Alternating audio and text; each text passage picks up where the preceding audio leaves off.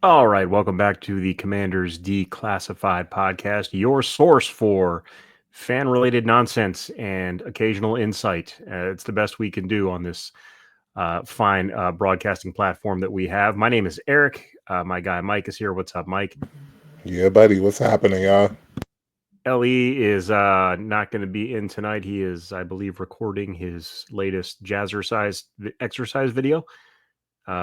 Be available this Christmas on VHS, I'm told. So enjoy that. Enjoy your time, Le. We'll try to make you proud. Mini camp wrapped up last week, Mike. You know what that means? That means we have entered the slow season. There is just nothing going on in the summertime other than the occasional contract dispute, which we got one of those to talk about. But yeah, not a lot happens between now and training camp. So Yeah, discussion topics are slim pickings, but that doesn't stop us. We can talk about anything up here. What we're gonna do tonight is just talk. We're each gonna just kick off with a few questions. We've each got. I think we've accumulated 5 questions about the offense and defense, and we're going to try to get those asked and answered all in one podcast for you. And feel free to hit us up in the comments with whatever you think is going on. So, excuse me. Let's go ahead and get started. Um, I'll go ahead and ask my questions about the offense, and then we'll go from there. First sweet. question. First Let's question. go. What can Debo Samuel do for this offense? For me, it's an easy question, man. I'm not going to sit here and lie. If you watched the games last year, I'll just use these two players, for example. Jamison Crowder and Alandis Zacchaeus, man. Um, I just feel like seeing those two play the way they played, I just feel like Debo can either match their ability or surpass it, man. The game I think about is the Eagles game, the first game at FedEx. I mean, the second game, I'm sorry, at FedEx Field. Those two players specifically, Jay and Daniels was cooking with, man. I think Crowder scored the game-winning touchdown.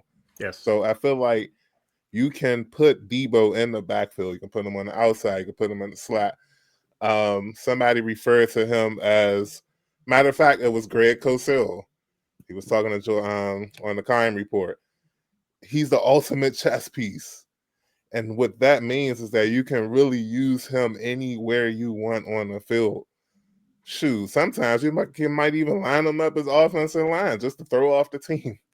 But I do feel like the combination of Kingsbury and Daniels, the creativity with Debo is something special, and he will be deployed as needed, as wanted to, and I think he's going to have a good season. Maybe not 1,400-yard receiving season, but y'all really got to chill out with the Debo takes, man, and understand that this dude and this offense is kind of a perfect fit.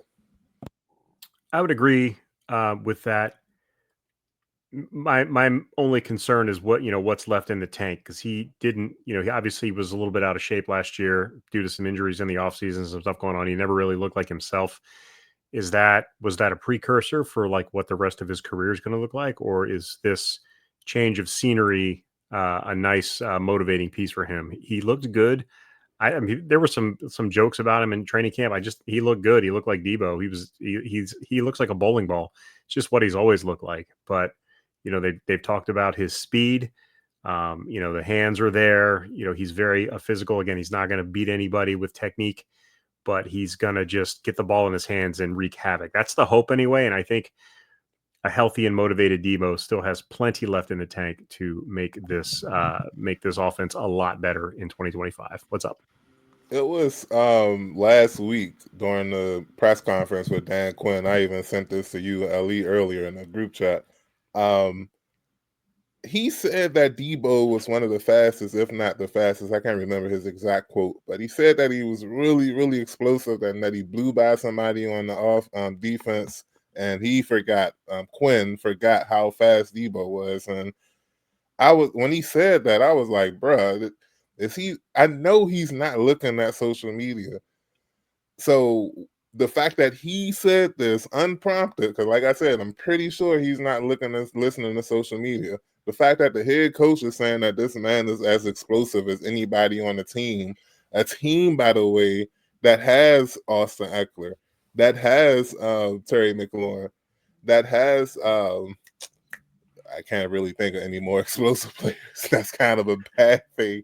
But the fact that he says that Debo is among the fastest people was really like made me even more confident that he's on the perfect team right now for him, and I expect him to produce this season for sure.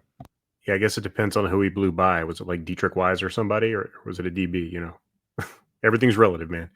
All right, that's enough, Debo. Question number 2: how quickly can the new look offensive line gel together?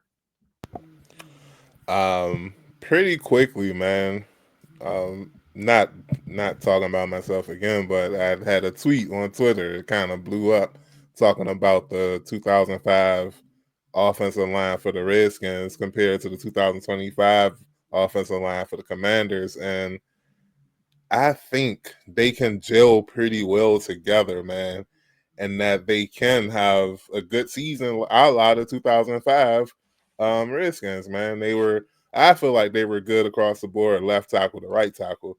A lot of people are iffy on the interior, and it's kind of coincidental because that's the piece that I think might be the strength of the team now going forward, especially when you consider the depth that the interior has behind the starters.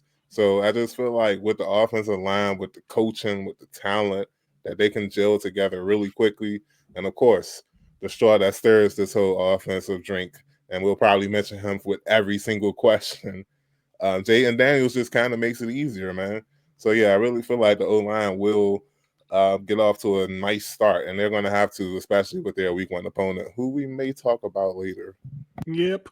So I'm not as confident as you are that it'll be a quick cohesive unit, because with Sam Cosmi being out probably until you know October, probably at the earliest, you're going to start the season with the offensive line that hopefully you're not going to finish it with. You're going But to probably have Andrew Wiley playing right guard for a while, which is fine. and I think he's a fine right guard. and that's what I was going to say. Like the fact that that's Cosmi's backup, we kind of lucked into our right tackle becoming the backup right guard, who's going to be the starter for the first 8 weeks of the season or so. I feel like that's a bonus, man. Like it, It could be. it might He's help. got he's got to slide back inside, and you've also got Allegretti who can play both guard spots. If that doesn't work out, who we kind of pooped on them a little bit in in previous weeks, but as backups, like as depth pieces, you can't do better in the NFL than having those two guys as backup offensive linemen. It's great. I love the fact that those are backup offensive linemen. But outside of that, you've also got Connerly, who has been a left tackle his entire career. He's got to switch to the right side. Brandon Coleman has to switch back to guard, which he played. He's played both, but he was a full-time left tackle last year. So I think there's going to be a little bit of an adjustment period for this offensive line, and I think maybe they'll start to come together after a few weeks, but it'll probably be around the same time Sam Cosmi gets back, and they may have to start that process over again. So we'll just have to see. But like you said, Jayden Daniels can cover a lot of offensive line mistakes, as we saw last year. The run game is what I'm a little concerned about, because Brian Robinson's playing for a contract, and if the guys in front of him aren't always on the same page, that could affect him a little bit. But it remains to be seen. I'm happy to be a pessimist there. All right, question number 3: the guy we just mentioned, Jayden Daniels, can he avoid a sophomore slump? This might be an easier question than Debo, man. They ain't gonna hold you. We have to define what a sophomore slump is, I feel like, because I think people are going to say, oh, they didn't make it back to the NFC Championship game. That's a failure. What? Like, who says that? Like, the Ravens, of course, they want to win the Super Bowl every year, but I don't think their fans are looking at not winning the Super Bowl as a failure on their quarterback. I don't think the Bills are looking at it as a failure on their quarterback. Maybe the national media are, but the fans, the teams, they're not looking at it as a failure. And that's why I say we need to identify exactly what a sophomore slump is. And I feel like a sophomore slump would be him regressing as a passer. And I just cannot see that, y'all. Like, we saw how efficient he was with the ball from the pocket. And that's really hard for any quarterback to do. So for a rookie quarterback to do it for not only 17 games, but he did it for 3 extra games in the playoffs too. And I just feel like that man, who y'all call the kid, that man is a good quarterback. And I just can't see a sophomore slump for him. Maybe as a team, maybe. But for him, I just can't see it, man. That man is cold. Yeah, and there's optics too. Some of those balls bounced the wrong way this year that they got the breaks they got last year, and they don't, they win fewer games. It kind of becomes maybe a CJ Stroud situation Say the where flip side, though. they're saying The him, flip side. yeah, but they're saying he's having a down year. He's not as good as he was as a rookie, but he's still pretty good. Like CJ Stroud still had a good year last year, and he still won a playoff game. Got basically to the same point they did. So, it's just the optics of it. I'm on the same page with you. I think Jaden Daniels is the real deal. And I think he's going to be a problem for a long time, provided he stays healthy. But my next question might lead into that, because the sophomore slump could be related to not necessarily him, but what's around him. So with that said, will Terry McLaurin be a Commander this offseason or this season? Yeah, he'll be a Commander, and I'm actually glad you asked this question specifically, because I got to run back something I said on last show when I said that he was going to get like $33 million, $33 million contract. Nah, that price is up. Mm-hmm. And it's funny, they put out a report that kind of confirms what I had been thinking, and I actually was talking with my nephews about it. They got me thinking about it. There's this saying that says today's price is tomorrow's bargain or something like that. And when I started thinking about that, I looked at the receivers' contracts, and I just looked, and I was like, he's not getting 40 million, but he's getting well over the 33 million that I was expecting to get. So when reports come out saying that he's going to get 37 or 39 million, I wasn't shocked. I kind of put the pieces to the puzzle together a couple of days earlier. But regardless, that's just the situation Washington finds themselves in. I know a lot of y'all might think that he's not worth that $39 million contract, but it's more likely that that's going to happen than not, because of, like I said, with contracts, they're expanding year by year. And if I'm McLaurin's camp, I'm not going to settle for the 33 that Metcalf just got, because I know that my client, my player, is more impactful to the Washington franchise than Metcalf is to the Steelers franchise. I want to get paid that much more money. And I just feel like 39 million, that might be the number that he gets.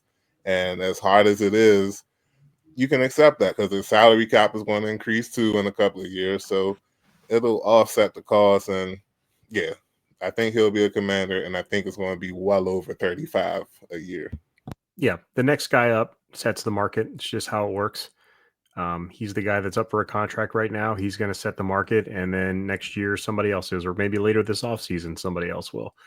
They'll sign, somebody will get an extension, and that's just the way it works. And he's going to, I have no doubt that he's going to be here. That was pretty much a softball question.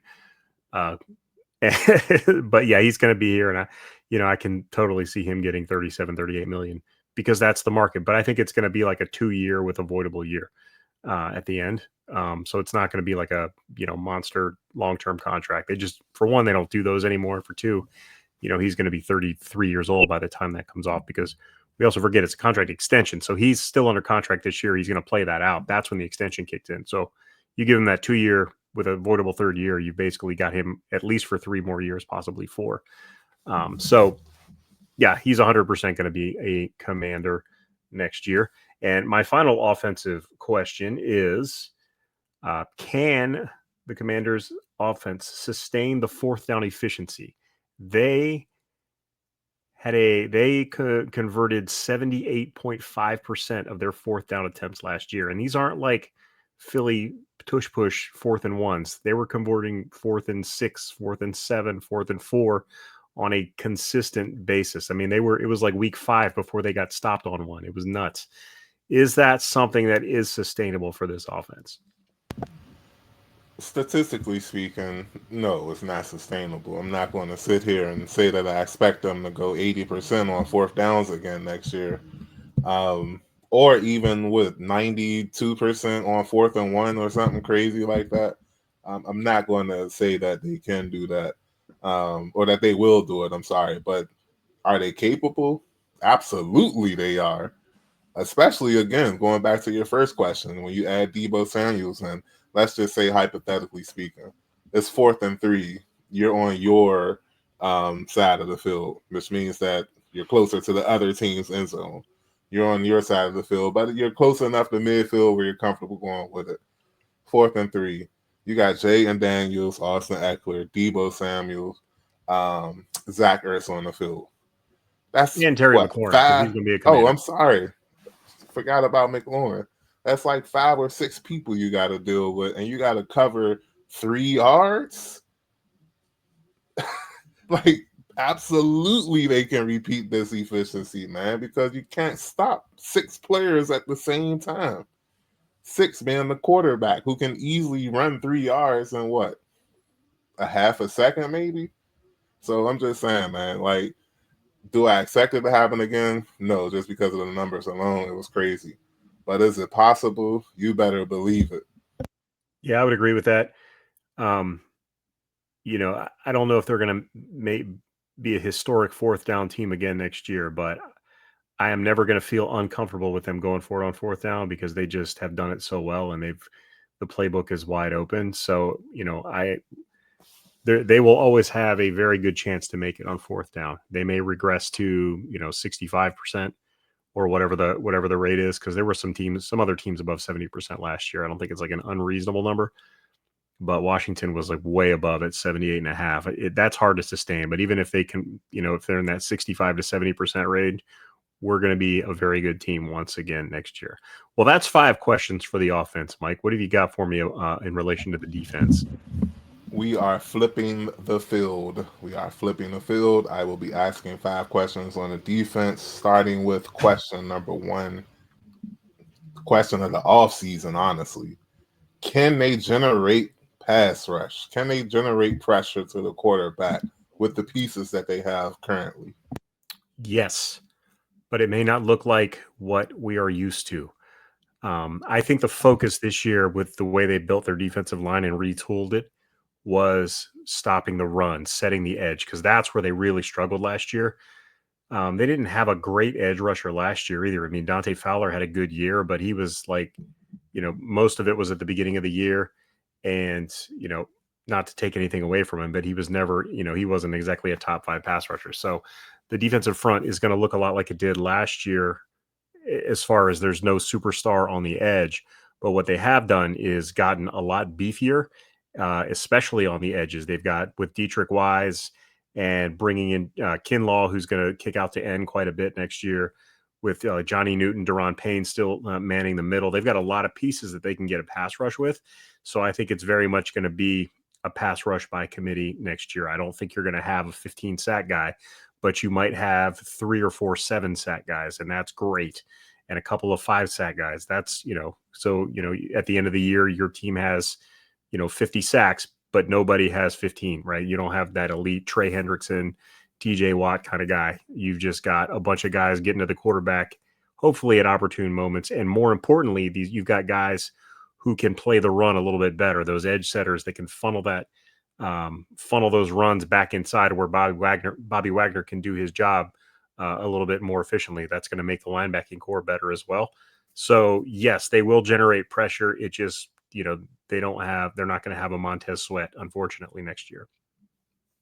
Hey, you done said everything I got on my notes. Only point that I can add to it is that they're better prepared to do this than they were last year. And we are better prepared to expect them to do it than we were last year. They'll scheme up some pressure, man. They'll blitz Luvu. Don't worry, man. And hey, it's still early. I mean, it's still, the season hasn't started. There are still pass rushers out there. Zadarius Smith, Von Miller, et cetera, et cetera. They can shock the world. You never know. Remember I said that. Yeah, I wouldn't Question rule number. out. I don't think they're going to bring in a superstar still, but I wouldn't rule out them bringing in like a situational guy. Yeah, I think like Zadarius Smith or Von Miller might be. Von Miller, I just don't see happening, but like yeah, Zadarius Von Smith, Miller. I'm just teasing y'all with that. at this point in his career, I think Zadarius is more of that guy who can give you a lot in short doses, but he's not going to be like that every down guy. Also, can play the run, so I'm cool with Yeah. that too. Question number 2, man. It's a two-parter kind of. Can Lattimore stay healthy, and how will that impact the secondary?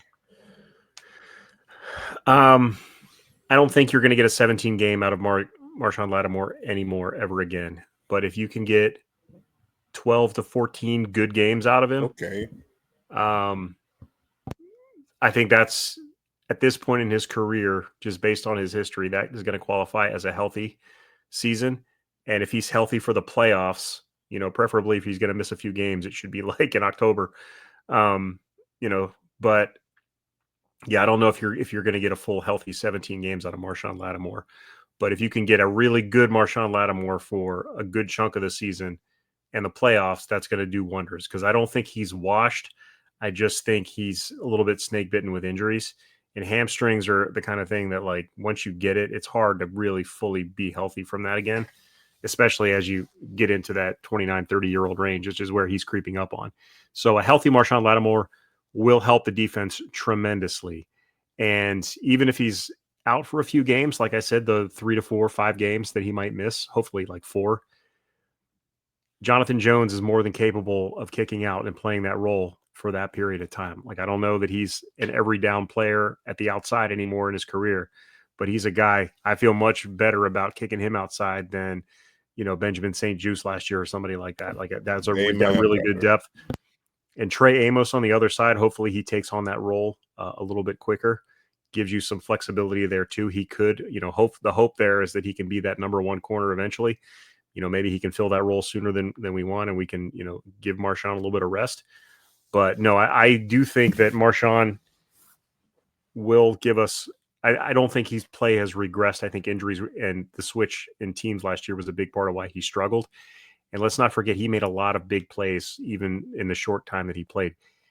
Everybody talks about how A.J. Brown tore him up, and A.J. Brown certainly made plays on him. But that home game against Philly, Marshawn, go back and watch that. Marshawn made a lot of plays on A.J. He Brown that did.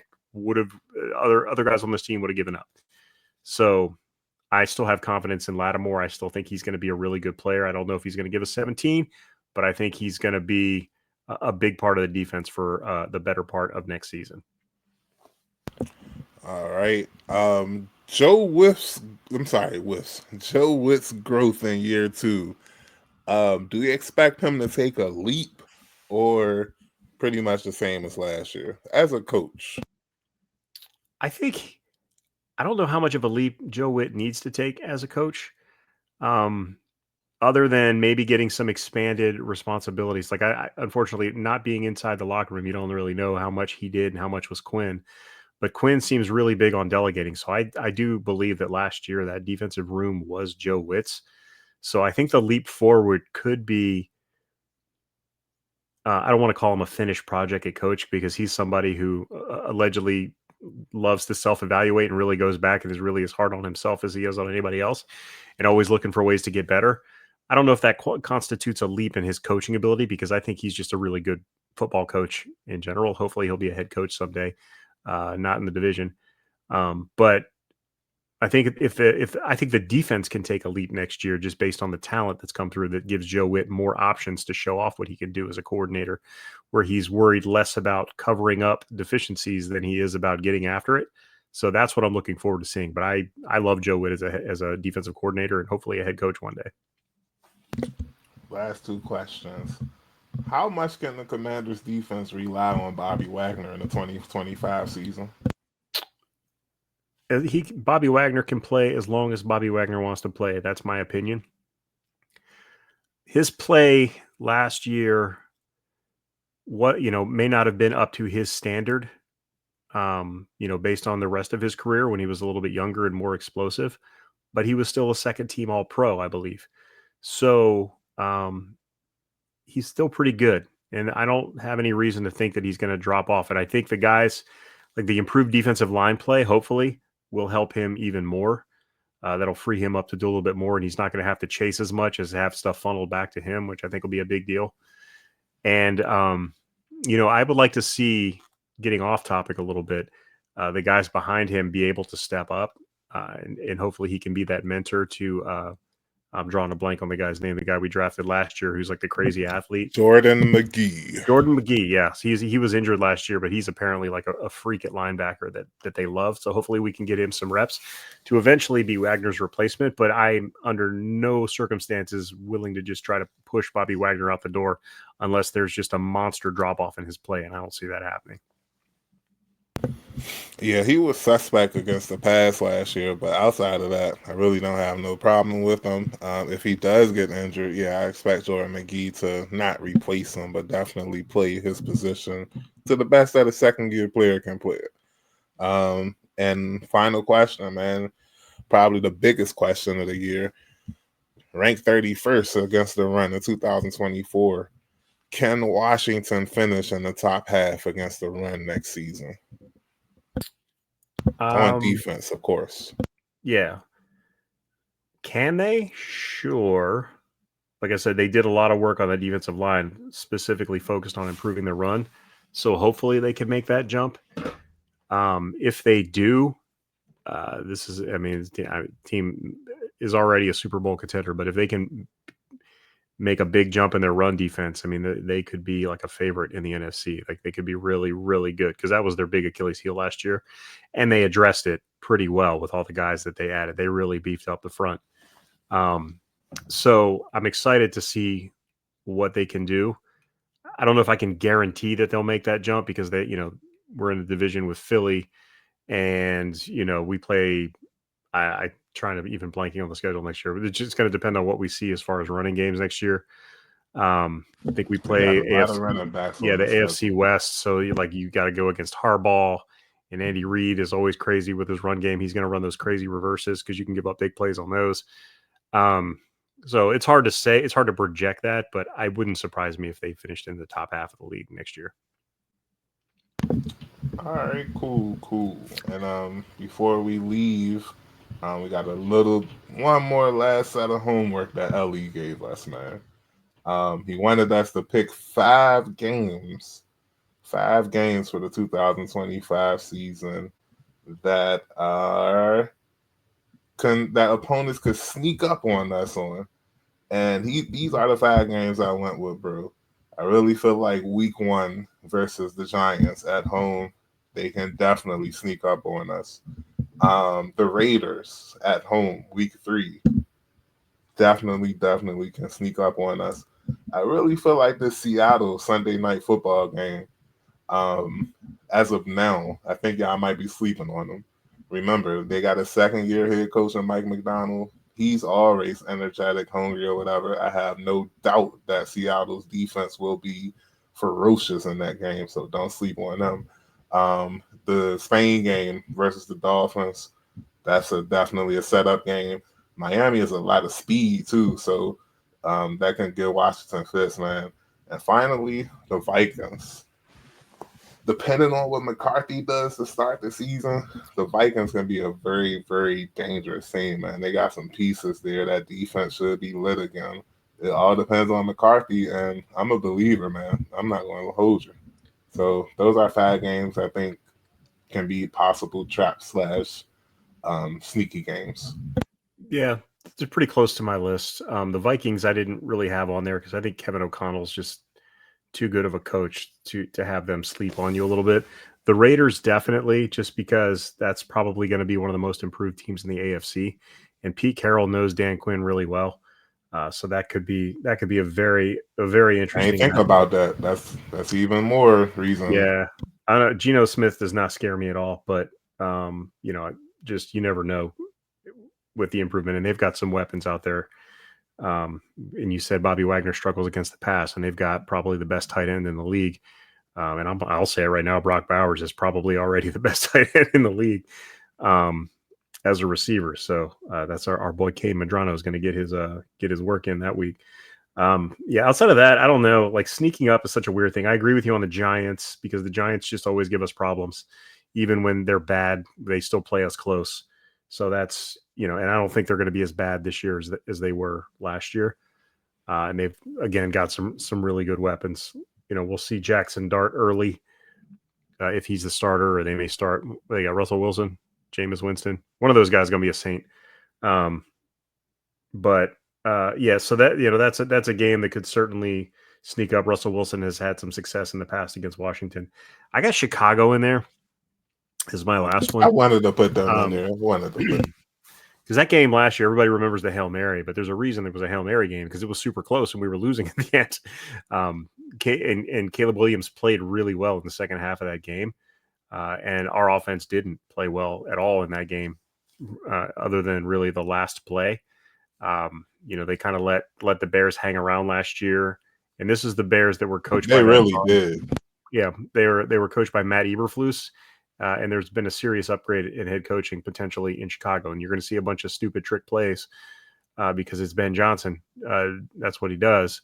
But, he runs them because they work, right? And so that's a game that I've definitely got my eye on. And there's going to be that whole kind of revenge factor and the Caleb versus Caleb Williams versus Jaden Daniels narrative is just going to go on forever. They kind of favor each other. But I promise you, Ben Johnson is the Tony Romo of head coaches, young. It just feels like he's just. I got North Turner vibes. Yeah, he's North Turner. They're so goofy and like whatever, but if you sleep on them, they will destroy you. And I feel like Ben Johnson has that capability. So yeah, I see Ben Johnson as a perennial 8-8 coach, and but he will get some big wins, right? He's one of those coaches. He seems like a Norv Turner to me, where he'll make a 2-14 team into an 8-8 team, and he'll make a 14-2 team into an 8-8 team. So we'll see what happens with Ben and the Bears. But those are 5 games. I think that we are. The other one was the Broncos for me, and really it's just because the quarterback. I had them circled too. Yeah, Bo Nix, just the Bo Nix, Jaden Daniels. Bo Nix was pretty good last year, and Sean Payton really let him grow into the offense. He really protected him early on and kind of let him do his thing toward the end of the year. It was fun to watch because I had Nix pegged as a bust. Like I thought that dude was going to be a straight bum, but I think he landed in a great situation, and there's a little more to him than maybe I thought there was. So I'm willing to eat crow on that a little bit, but I don't want them sneaking up on us this year because I don't need that drama in my life. So Jaden needs to just destroy Bo when they go head to head. That's the good thing with this team. I'm sorry, E. That's a good thing with this team and this coaching staff. Don't worry about them falling for a trap game or letting the team sneak up. They're going to prepare every week as if it was a championship game. So I can respect that for this franchise. Yeah, I do too. I don't think that based on just what we saw last year that we're going to get teams sneaking up on us. Like we don't have last year was the first year that I can remember that we just didn't have like 2 or 3 just games where we just completely laid eggs, just dud games. And you saw them every year and they were always usually against bad teams.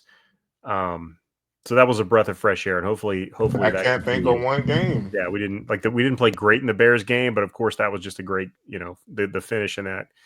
And I remember he was coming back from that injury that game too. Yeah. He was still hurt. Yeah.